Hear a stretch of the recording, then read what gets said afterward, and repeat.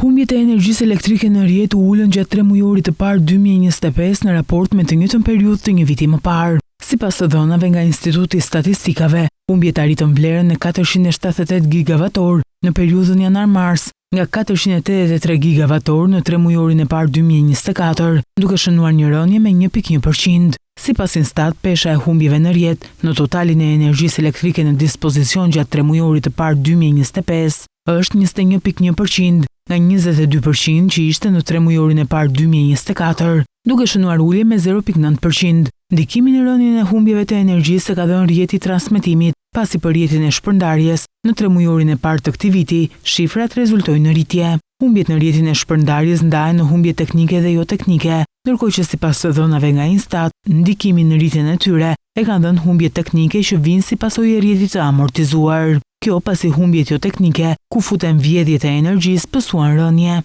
Më konkretisht, gjatë periudhës janar-mars 2025, 312.071 megavator energji rezulton të jetë humbje teknike, ndërsa 114.657 megavator jo teknike. Në fakt, operatori i sistemit të shpërndarjes ka njoftuar se ka ndërmarrë kontrolle të shumta për abuzime me energjinë elektrike tek subjekte të ndryshme në vend. Këto kontrolle kryhen në kuadër të zbatimit të ligjit dhe luftës kundër informalitetit, teksa bazuar në analizat e riskut. Fokusi është tek subjektet që paraqesin mundësi abuzimi me energjinë elektrike.